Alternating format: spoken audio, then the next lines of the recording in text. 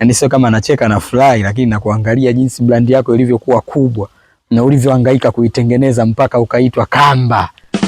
Alafu jinsi ulivyo umepauka, umechanika namna hii kweli. Yaani inamaanisha hapa watu wanaitumia ile brand yako sana tu, tena wengi, alafu wewe hujapata hata 100. Utamkuta mtu anatangaza mpira, anachukua mpira pale anamwachia Njole anampa siji Sande Manara kompyuta, anamshika shanga anakata shanga pale. Kamba!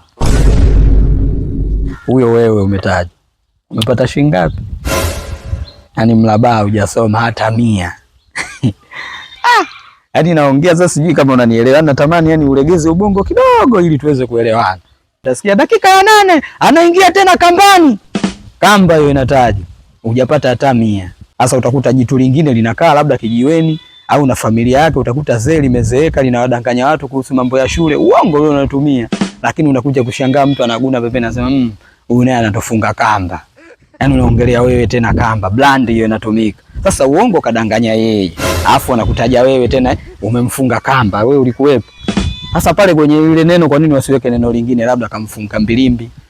Au kamfunga Mbigili? Kwa nini unataja Kamba? Brand inatumika vibaya. Tuachane nao wote haya, tuje kwa FDQ. Anakwambiaje? Nikipata cash na kwa fresh kama Q Kamba. Wewe umeingiza shilingi ngapi? Na maana hujapata hata 100. Sasa nisikilize nikwambie. Mimi nikiwa kama doctor of philosophy, ili swala lipo ndani ya uwezo wangu. I can help you. Ushanielewa bwana? Yaani nihakikishe brand yako inakuingizia wewe kipato.